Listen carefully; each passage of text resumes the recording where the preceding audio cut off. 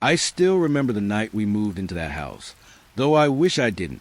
The road leading there was too quiet, like the world had agreed to stop, making noise just for us.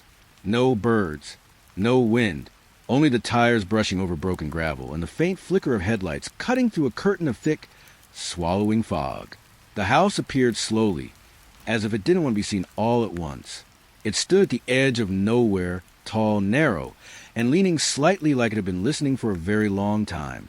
The windows were dark, but not empty. There's a difference I can't explain, without feeling it again. Inside, the air smelled like old wood, and something colder, something that felt like it had been waiting in rooms longer than we had ever been alive. My family didn't notice at first. We were tired, distracted, trying to make a new life feel normal. But that night, when the lights flickered for the first time, I heard it. Soft footsteps above us. Slow, careful, like someone learning how to walk again. We told ourselves it was settling noises. Then the radio turned on by itself. And in the static, right before everything went silent again, I heard a voice that didn't belong to anyone in our home whisper my name. That's when I saw it, not the house, but what it was doing to us. The first time I saw the listing, it felt almost too quiet. It was late evening. A pale glow from my phone screen lit up the room, washing the walls in a cold, bluish haze. Outside, the air was still. No wind, no distant traffic, just a thick, waiting silence. The house appeared on the screen like it had been sitting there for a long time, unnoticed, far cheaper than anything else in the area. Almost unreal. No landlord name, no contact details, just a location pin and a few photos that looked slightly off. The rooms were empty, but not in a clean way. Empty like something had already been taken out or removed. I remember leaning closer. The glass of phone felt colder than it should have been. The next morning, I went to the agency listed at the bottom of the page. A small office tucked between two clothes shops. The air inside smelled like old paper and dust that had settled for years. The agent didn't look at me for long, just handed over the keys. No contract, no explanation, only a slow nod, like he wanted the conversation to end before it began. When I asked about the landlord, his fingers tightened slightly on the desk. He said nothing at first. Then very softly, "There isn't one." And after that, he didn't speak again. He refused to come with me. Didn't even offer directions inside the house. Just pointed at the keys and turned away, as if the matter had already been closed long before I arrived. The drive there felt longer than it should have. The road narrowed as I got closer, trees leaning in too far, their branches tangled like fingers trying to meet. The sky above was pale and flat, without clouds or color. When I finally arrived, the house stood alone, not abandoned, not decayed, just waiting. The gate creaked when I pushed it open, a slow, tired sound that lingered longer than it should have in the air. The yard was too still. Even the grass didn't seem to move. I remember thinking it was just emptiness, just a quiet property waiting for someone new. But even that thought felt wrong as soon as I stepped closer. The front door opened easily, too easily. Inside, the air was colder than outside, but not in a natural way. It felt like the cold wasn't coming from temperature, but from the walls themselves. Every step I took made less sound than expected, like the floor was swallowing it. The silence inside wasn't normal silence. It felt complete, as if sound didn't belong here. I walked through the hallway first. The walls were bare except for one thing, a family photo, framed neatly, hanging straight, too straight. I stopped in front of it, without meaning to. A man, a woman, two children, standing in a way that felt almost staged, but not for a camera, for memory. Their faces were clear, but something about them refused to settle in my mind, like my eyes couldn't hold them for too long. I moved closer. The glass over the frame was slightly cold when I touched it, not room temperature, not dust cold, something else. I stepped back, looked again. The faces were different, not completely, not enough to be obvious at first. But the longer I stared, the more certain I became that something had shifted, a tilt of the head, a change in expression, as if the photo was adjusting itself when I wasn't looking directly at it. I turned away quickly. The hallway felt longer than before, the air thicker. I told myself it was just nerves. New house, strange listing, bad lighting. But the silence didn't agree with me. It felt like it was listening. In the kitchen, the cabinets were slightly open, just a few centimeters, enough to suggest someone had been here recently or never fully left. The smell was faint, clean, almost like soap trying to hide something older underneath. I didn't stay there long. Every room I entered had the same feeling. Not empty, but paused, like everything was waiting for permission to continue existing. Back in the hallway, I looked at the photo again. The family was still there, but now I could swear one of them was looking slightly more toward me than before. I stepped back. The floor creaked softly beneath my heel. The sound was absorbed almost immediately. No echo, no return, just swallowed. I stood still for a moment, listening to the house around me, but there was nothing to hear, and somehow that felt worse. The front door was still open behind me. A thin strip of daylight stretched across the floor like a fading line. I should have left. I almost did, but something about the house made movement feel heavier the longer I stayed still. Like leaving required more effort than entering. I turned back one last time toward the photo. The faces hadn't changed again, at least not while I was watching, but I couldn't shake the feeling that they would. The second night came without warning. No change in weather, no change in the house outside, but inside, the air felt heavier, like it had settled deeper into the walls while I wasn't looking. I tried to sleep early, the kind of sleep you force yourself into just to avoid thinking, but the house didn't let me drift far. It began with footsteps, upstairs, slow at first, measured, like someone pacing in a straight line across a room. I remember opening my eyes in the dark. The ceiling above me was still, pale, silent, but the sound wasn't. Step, pause, step. Each movement matched the last with impossible precision. I told myself it was settling wood, old structure, heat changes. But the rhythm didn't behave like that.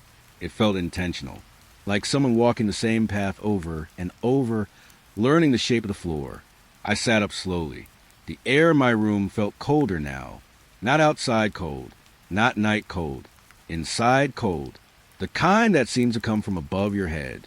A faint creak followed the steps. Always in the same places. Always repeating. Then something new. A soft pressure in the ceiling vent. Breathing. Not loud. Not obvious. Just enough to feel wrong when you noticed it. I froze. My eyes stayed on the dark corner of the room where the vent was. The footsteps above stopped for a moment. Silence dropped instantly. Heavy, complete, then resumed. But this time closer. I didn't sleep after that. The next day, the kitchen light started behaving strangely. It wasn't broken. It just refused to stop existing. Every evening, around the same time, it flickered on by itself. No switch movement. No sound of contact. Just light filling the kitchen like something had decided it was time to be seen. I stood in the hallway once, watching it through the doorway. The bulb pulsed softly. Not random. Not faulty. Rhythmic, like a slow heartbeat made of electricity. The strangest part was a reflection. Metal surfaces in the kitchen, pots, spoons, the edge of the sink, didn't always match the room. In the reflection, there were shadows that didn't stand in the space itself. They shifted only when I wasn't looking directly at them. I turned my head once too quickly and saw nothing. But when I looked back into the steel kettle, a shape lingered behind me for just a second too long. Milk was left on the counter that night. I don't remember who placed it there. By morning, it was warm, not spoiled, not sour, just warm, as if it had been recently held. A chair near the table had moved, slightly too, only a few inches, but enough that I noticed immediately. No one admitted touching it.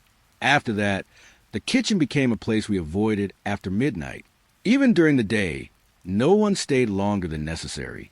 The light still turned on, always at the same time, always waiting. The window in my room changed everything after that. It started as reflection. Nothing unusual at first, just glass catching the shape of the house outside. But one night, I noticed a reflection didn't match reality. The house outside looked normal when I looked directly at it. Clean, still, ordinary. But in the window glass, it was different. The same house appeared there, but older, faded walls, slightly bent structure, darkness where light should have been. I stepped closer. The reflection stayed the same. The real house stayed unchanged. Two versions of everything, layered on top of each other, and neither fully aligned. Then the curtains and the reflection moved, even though mine didn't. I froze again. The motion was slow, careful, like something was testing whether it could be seen. I pulled the curtains close in reality, but the reflection still showed movement behind them. That's when I noticed the silhouette. Outside, standing too still, not pressed against the glass, not near the wall, just present, but only in the reflection. I turned quickly toward the real window. Nothing there, only darkness, only distance. I stopped looking outside after that, but the reflection didn't stop showing it, even with curtains closed, even in darkness. It waited anyway. The breaking point came during dinner. The house was quieter than usual that evening, not peaceful, controlled, like something was holding its breath. My mother called from the kitchen. Her voice was normal, familiar, warm. I remember responding without thinking. Then, hearing it again, from the hallway. Same voice, same tone, but slightly delayed. We all paused. My father stood first. He walked toward the hallway slowly, and I followed. She was there, standing near the doorway, looking exactly like she always did. But then the kitchen light flickered. Once, twice, and when it stabilized, she was also at the table, sitting, still, looking at her hands. Two versions of her. Same face, same posture, but not identical in presence. One felt warm.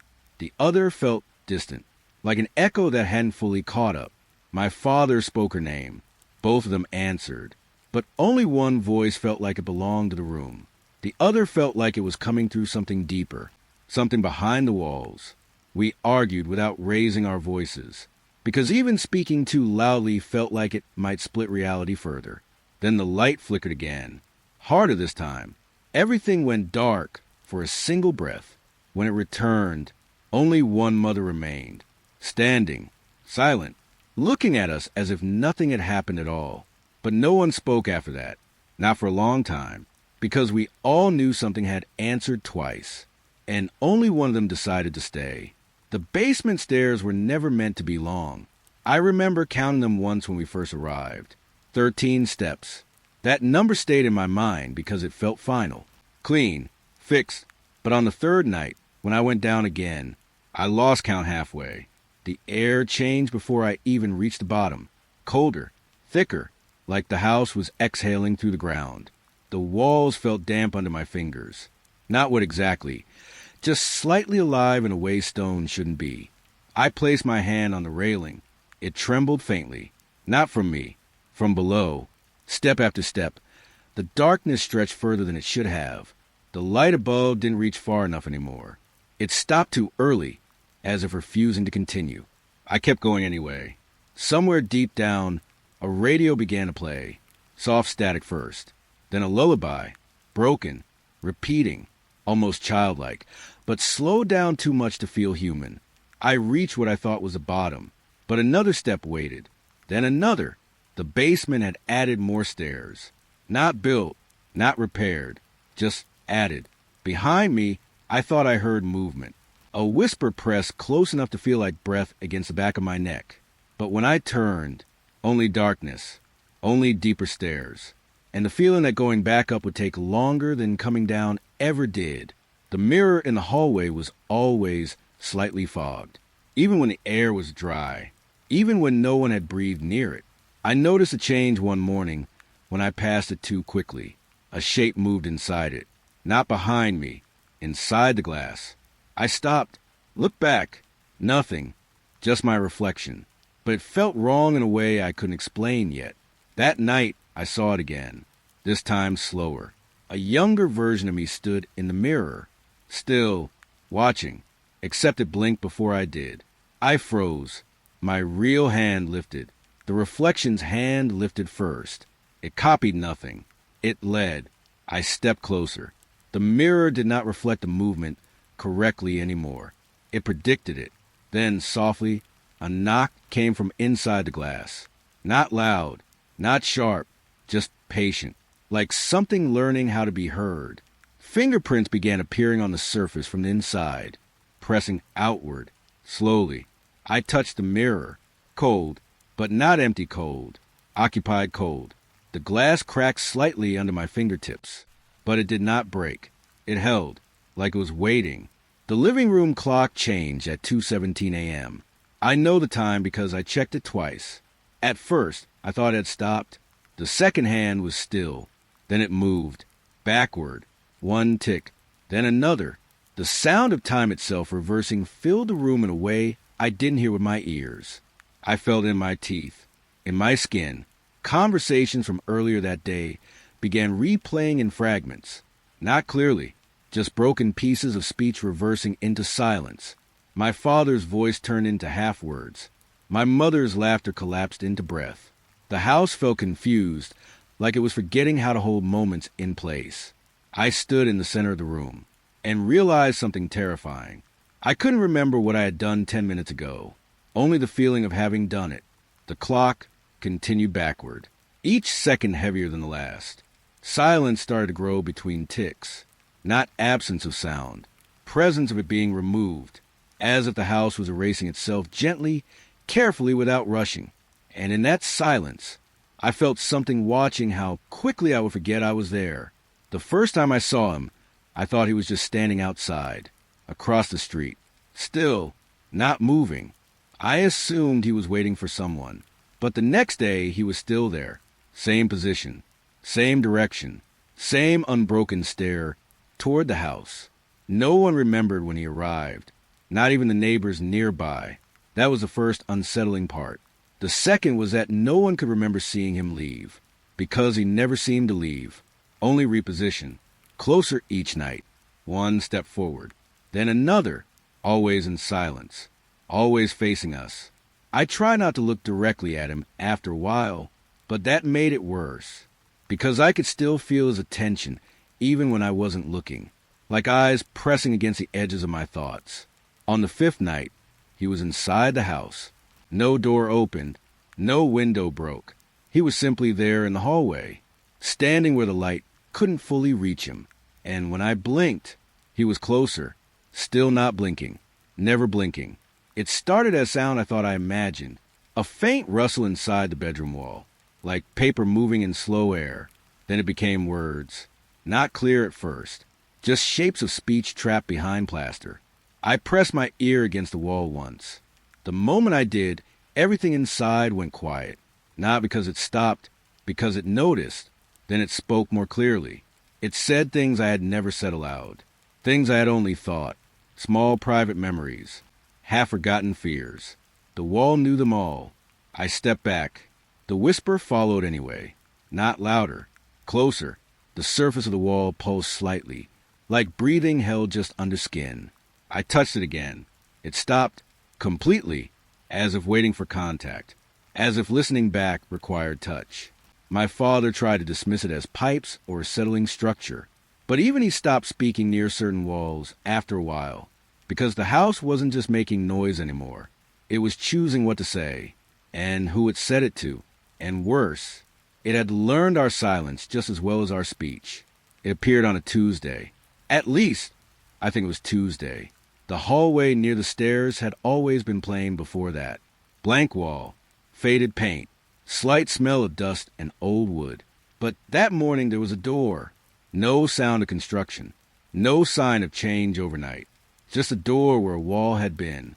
I stood in front of it for a long time. It looked almost familiar, like it had always belonged there, and I had simply forgotten. When I touched the handle, it was warm, not heat from use, more like recent memory. It opened without resistance.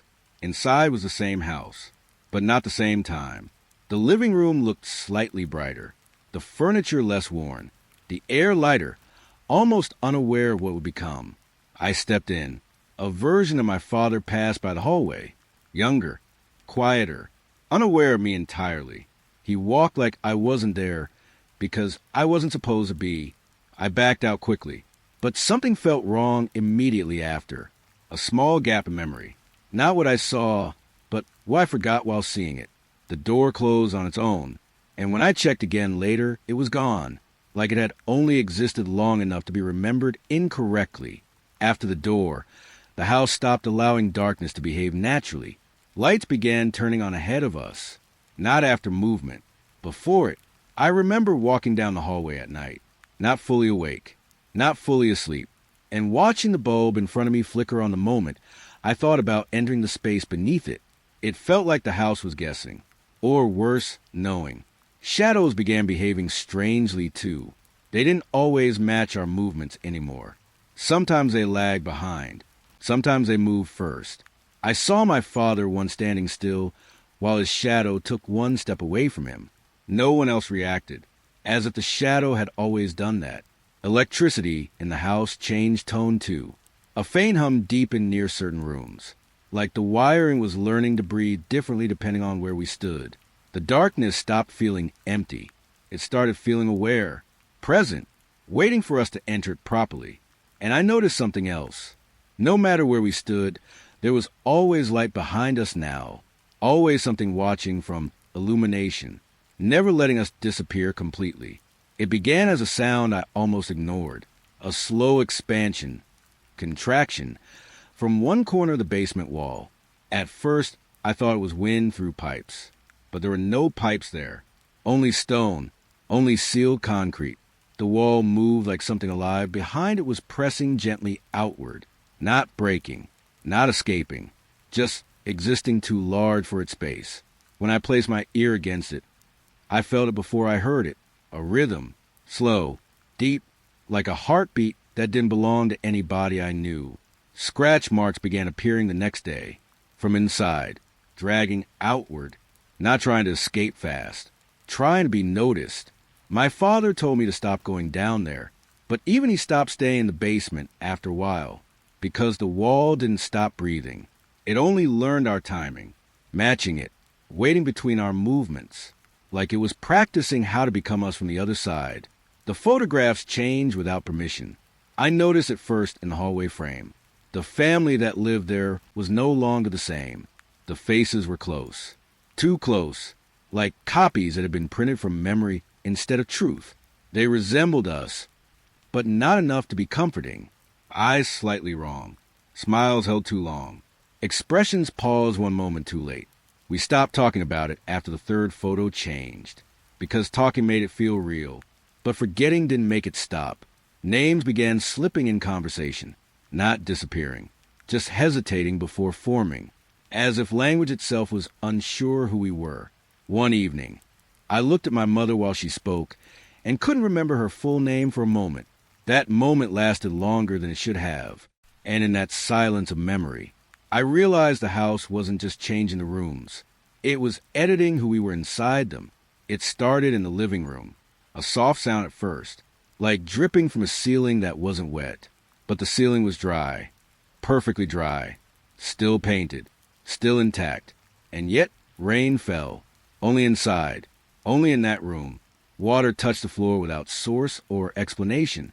It gathered in thin patterns, lines, curves, shapes that almost resembled writing. I knelt once to look closer. The letters were there, but not fully readable, like the message refused to settle into human language. The air smelled faintly metallic when the rain appeared. Cold but not refreshing. Warning cold. The strange part was that the rain stopped immediately when we stopped paying attention to it, as if acknowledgement was what kept it alive. We learned quickly not to react, not to speak, not to notice. But ignoring something doesn't remove it from existence. It only lets it continue unseen. And in that house, unseen things grew faster. We had an unused room at the end of the corridor. At least, that's what we called it. No one could clearly remember what it was meant for. Storage, guests, nothing important. But the door never stayed open for long. It would always drift shut slowly, even when no one touched it. At first, we assumed it was uneven flooring or air pressure. Simple explanations we could hold on to, but nothing about the room felt simple anymore. The first time I truly noticed it, I stood outside with the door slightly open. Warm air came from inside, not heat from weather. Something closer to breath held for too long. There was a faint smell of cooked food, fresh, impossible, like someone had just finished preparing a meal moments ago. I stepped closer. Inside, the room looked normal. Empty walls, bare floor, no furniture. But the air inside contradicted what my eyes saw. It felt occupied, not recently, continuously. I heard voices sometimes. Not one voice, many, overlapping like distant conversations happening through layers of time. Some sounded close enough to touch. Others felt like they were coming from beneath language itself. I never recognized the words, but I understood the presence behind them. Not communication, coexistence. The room itself seemed to shift depending on how long you looked at it. Smaller at first, then deeper, then wider than the house could physically allow, as if space inside was not tied to space outside anymore. One night, I left the door slightly open and watched from the hallway. The light inside flickered once, then settled into a steady glow. Not electrical, more like something breathing light instead of producing it. I stepped away for only a minute. When I returned, the door was nearly closed, and from inside, I heard movement stop the moment I reached for it, like whatever was there had noticed me and decided to wait again. I never fully opened it after that, but I never fully forgot it was still open either, because sometimes, even when the house was quiet, I could smell food in the hallway, warm, fresh, patient, as if something inside was still preparing for people who had already stopped arriving, and worse than that, as if it still expected us to come in eventually. That night began without sound. No wind against the windows. No hum from the electricity. No shifting wood beneath the floor. Even the smallest noises felt removed from the air, like the house had decided to hold everything inside itself. I remember standing in the hallway and realizing I couldn't hear my own breathing anymore. Not because it was gone, because it wasn't being allowed to matter. My family noticed it too, though no one spoke about it directly. We moved through rooms carefully, like speaking too loudly might break something invisible. But the silence wasn't empty. It felt intentional, like the house had finished speaking, and now was listening instead. Around midnight, I lay in bed, eyes open. The ceiling above me looked normal at first. Flat, pale, familiar. But the longer I stared, the more it felt like it was leaning closer. Not physically, perceptually, as if the distance between me and the ceiling was thinning. At some point, I realized something unsettling. The house had gone to sleep before we did. Not metaphorically, structurally. The usual tiny sounds of life, pipes, settling, distant creaks, were gone completely, as if the house had shut down every function that didn't involve awareness. And awareness remained. I closed my eyes briefly, just briefly, and in that moment between wakefulness and sleep, I felt it, not a presence moving through the house, a presence settling into it, like something had lain down inside the walls and decided to dream with them. When sleep came, it wasn't private anymore. It was shared. I don't remember falling into it, only entering it, and finding others already there. My mother was standing in a space that looked like our living room, but not quite. The furniture was slightly wrong, the light too soft, the corners too distant. My father stood beside her, but neither of them seemed surprised to see me, as if we had always been in the same place, just not aware of it at the same time. No one spoke, but communication still happened. Not words, recognition. A feeling passed between us that something had changed in how sleep worked, as if the house had opened a shared room inside our minds and placed us all inside it without permission.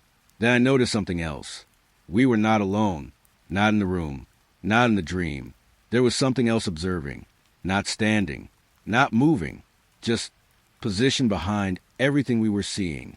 Like the dream itself had an audience it couldn't fully hide.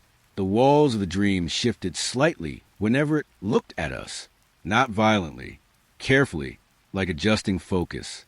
I tried to wake up, but waking felt like a direction rather than an action. and direction was no longer guaranteed. When I finally did wake, it was morning, or what passed for morning. Light filtered into the curtains, pale and uncertain. The house was still silent, but it was not the same silence from before. This one felt aware of us, as if it remembered everything that had happened while we were not conscious. My mother was already in the kitchen, standing still, not moving anything, just listening to the air. My father sat at the table, staring at nothing. Neither of them mentioned the shared dream, but I could tell they had it too, because their eyes avoided each other in a way that suggested recognition, without agreement.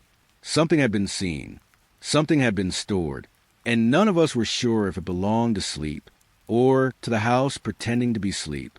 That was the first time I understood the fear properly. Not that the house was active, but that even when we were not awake to witness it, it still continued forming us in its own way. It started with the staircase, the one leading to the basement. We had walked it so many times by then that I stopped counting. But on that night, the counting came back on its own. 1, 2, 3, 4.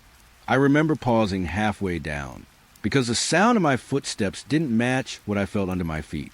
There were more steps than there should have been, not added in a physical sense, but extended in perception, like the staircase had decided it no longer needed to end where we remembered it ending. The air grew colder with each step, not gradually, layer by layer. As if passing through invisible thresholds, the house didn't bother marking anymore. I reached what should have been the bottom, but the bottom wasn't there. Another step waited, then another, and another. The stairs repeated downward in identical form, each section looking exactly like the last, but somehow less real. I looked back once. The top of the staircase was already farther away than it should have been. Not physically distant, conceptually distant, like remembering a place I hadn't actually come from. I tried to go up, but moving upward felt heavier. Not resistance from gravity, resistance from memory, as if the house preferred downward movement and discouraged the opposite direction through quiet pressure. Somewhere below, voices echoed, not clearly, fragments of sound breaking apart before becoming words. They didn't rise toward me.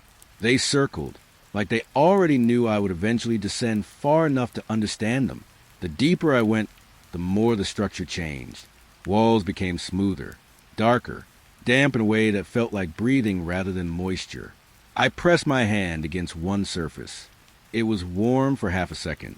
Then it cooled slowly, like something inside had noticed contact and withdrawn slightly. I should have stopped, but stopping felt like standing inside a sentence that had already started without me. The first time I realized I might not return easily was when I looked upward again. The staircase behind me had changed. The number of steps was no longer consistent.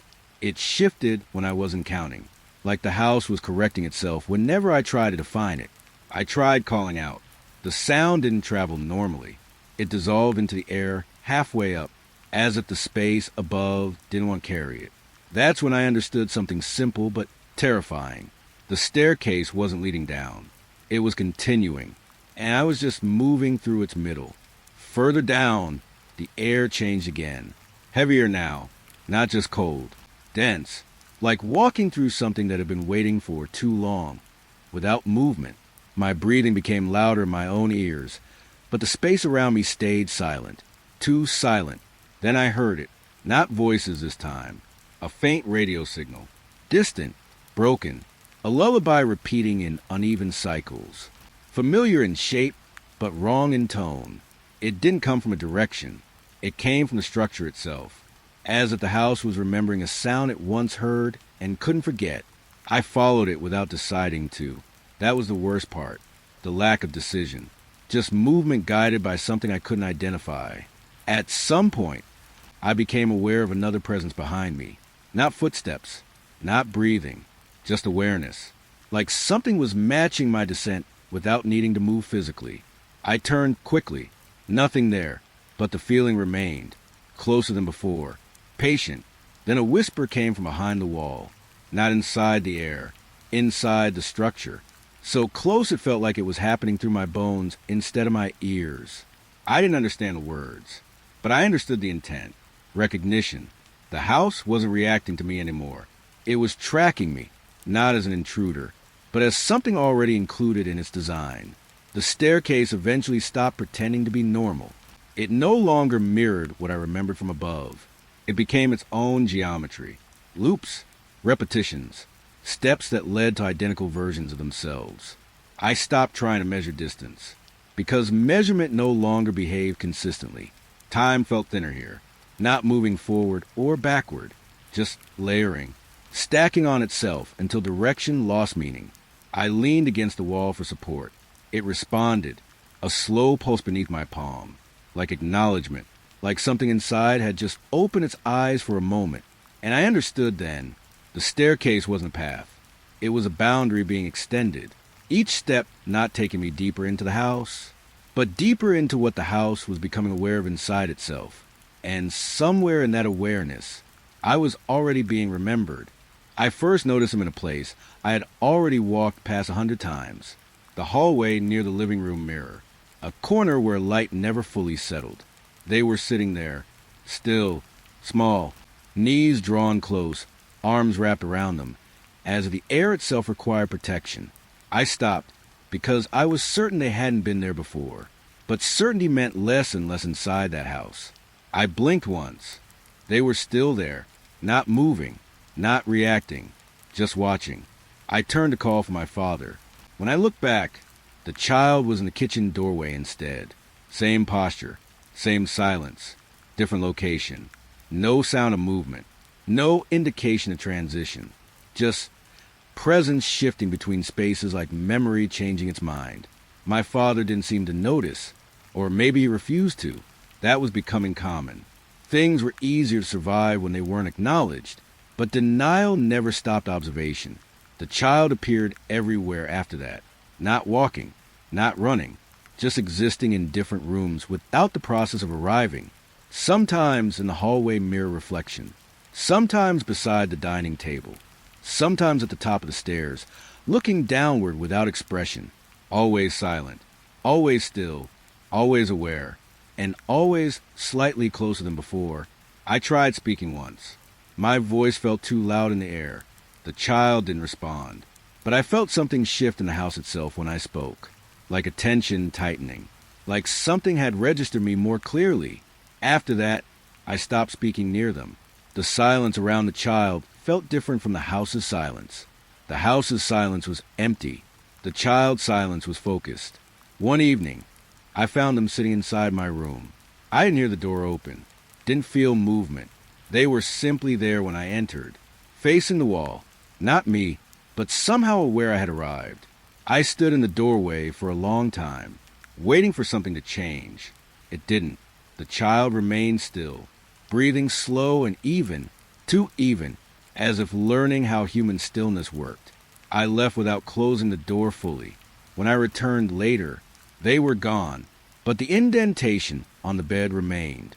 Warm, not physically warm, recent warm, like someone had just been there long enough to leave intention behind. That was the first time I realized something unsettling. The child never seemed to leave. They only stopped being where I was looking, and the house allowed that behavior, encouraged it, even because nothing inside the house needed to move normally anymore. Not people, not objects, not even presence. Everything could simply reassign itself. At night, I began noticing them closer to my sleep, standing near the doorway, sitting at the edge of the hallway light, sometimes just visible through reflection in glass or metal, always watching, never blinking. And I started to understand something I didn't want to accept. They weren't visiting the house. They belonged to it in a way we didn't. Or maybe they had learned how to belong properly. The fear changed shape after that.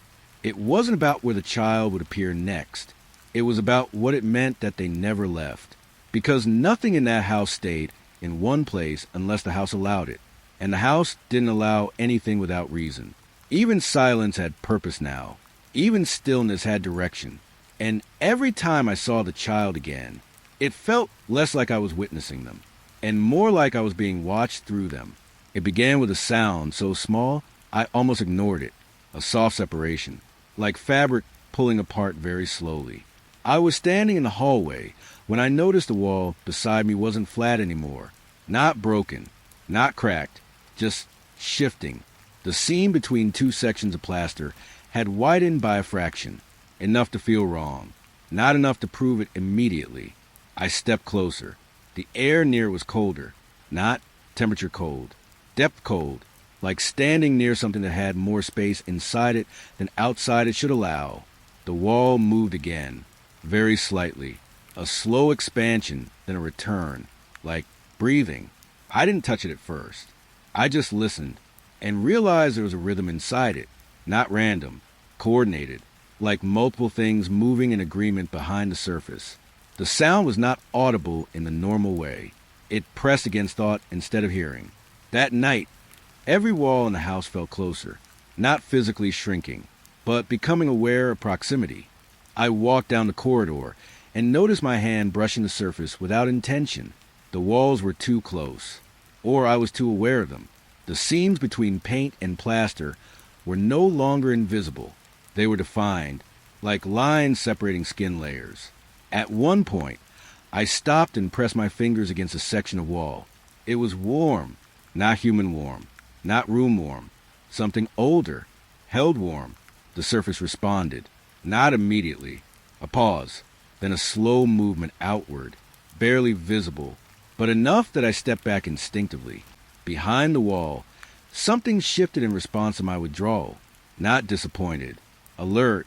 The whispering began again that night, but it wasn't coming from one place. It came from everywhere at once. Behind the walls, under the floor, above the ceiling, coordinated in rhythm, like a conversation too large for a single voice. I tried to focus on one section, but the moment I did, another part of the house answered louder, as if attention itself was being redistributed. My father walked past me once. He didn't look at the walls. Not even once. That worried me more than anything, because ignoring something in that house never meant it wasn't real. It meant it was already understood. Around midnight, I saw the first clear separation. A wall in the living room shifted outward, not breaking, not cracking, just peeling slightly away from its own boundary, like skin separating from something underneath that had been waiting too long. I didn't wake anyone. I couldn't tell if that was fear or instinct, maybe both. The movement stopped when I approached, not because it was gone, because it noticed. The silence that followed was heavier than sound, like the house had paused to evaluate whether it needed to continue showing itself. I pressed my ear against another wall later. It stopped immediately. Everything inside the house went still the moment contact happened. Not quiet, responsive stillness, as if it had been interrupted mid-thought. Then the whisper came again, but closer, not from behind the wall anymore, from inside the idea of the wall itself. It spoke in fragments that didn't fully become language, but one part repeated enough for me to understand the shape of it. Not words, recognition. The house wasn't describing us anymore. It was cataloging us. By morning, the walls looked normal again. Flat, quiet, ordinary. But nothing inside felt reassured by that, because we all knew now. The change didn't leave. It only withdrew, like something had briefly extended itself into visibility, and then decided we weren't ready to see more. My mother avoided touching any surface that day. My father stopped leaning against walls entirely, and I found myself walking to the center of rooms more than necessary, as if avoiding contact could delay whatever the house was becoming. But avoidance never worked for long in that place, because the house didn't need to touch us to reach us anymore. It only needed to exist around us. And now, it was starting to exist more deliberately than before. The front door was supposed to be simple, a fixed point, a constant boundary, inside and outside. But by then, nothing in the house stayed fixed for long. I noticed at first one morning when I went to check outside air. The door was still there, but not exactly where I remembered it. It had shifted slightly along the wall, only a few inches, enough to feel wrong the moment I saw it. I opened it anyway. The outside world was visible, but it didn't feel close. Not distance in space, distance in access, like the outside had moved further away from us without physically changing position. The air beyond the threshold felt thinner, Less real. I stepped out once. Just briefly. The ground beneath my feet felt normal. Grass, dirt, familiar textures. But when I turned back, the house looked farther than it should have. Not physically, conceptually, like it was being remembered from too far away. I went back inside quickly, and the door closed a moment later on its own, without sound, without permission. After that, the door stopped staying in one place. Each day it shifted slightly. Left, then right, then closer to the corner of the hallway, where light didn't fully reach. It never moved far enough to be obvious at first glance. Only noticeable if you were paying attention to its absence of consistency. My father stopped acknowledging its position changes after a while. That was worse than fear. It was adaptation. The strange part wasn't the door moving. It was what happened when it opened. Outside no longer felt stable. Standing on the threshold felt like balancing between two versions of reality that didn't fully agree on each other's existence. Sometimes the sky looked slightly delayed. Sometimes the street felt too quiet, like sound hadn't fully arrived there yet, and returning inside became easier than staying out. That realization stayed with me longer than anything else, because it suggested something quietly impossible. The house was becoming the default state, not the outside, not freedom, inside.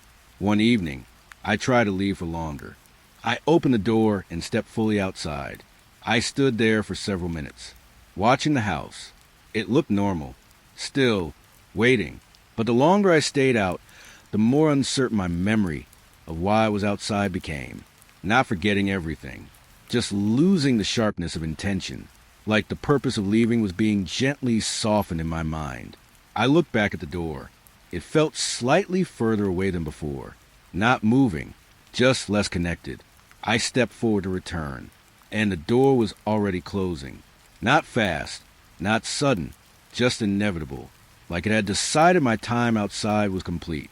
That night, I realized something unsettling.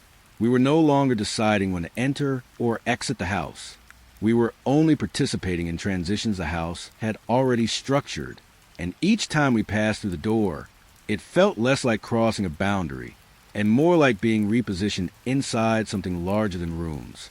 My mother stopped checking outside entirely after that.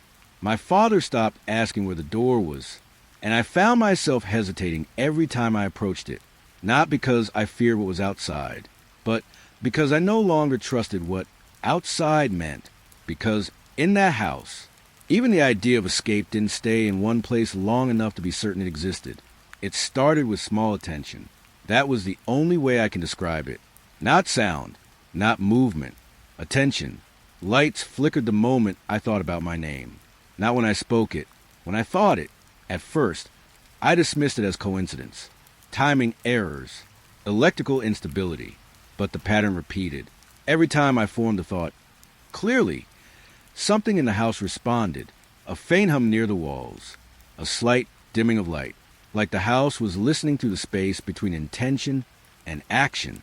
My family began noticing it too, not directly, but in the way they looked at me, as if something about me had become noticeable in a way it wasn't before. One night, I heard it clearly, not spoken aloud in the room, but carried through the structure itself. My name, said correctly, not guessed, learned. That was worse than any whisper, because learning meant repetition. And repetition meant attention that didn't forget. After that, I stopped thinking my name inside the house. But it didn't matter anymore, because something had already learned it, and was practicing how to use it without me. The silence broke differently that night, not with sound, with overlap. Every object in the house began producing faint vibration-like tones, not loud enough to be heard clearly, but present everywhere at once. The walls, the furniture, the air between rooms, everything contributing to a single rising noise that had no origin. It felt like the house had stopped being individual parts and started becoming one speaking system. My mother covered her ears, but it didn't help. The sound wasn't entering from outside. It was forming inside perception itself. I tried to focus on one voice, but there were too many, too layered. Meaning collapsed before it could form. The house wasn't communicating anymore. It was overwhelming interpretation, until communication stopped being possible at all.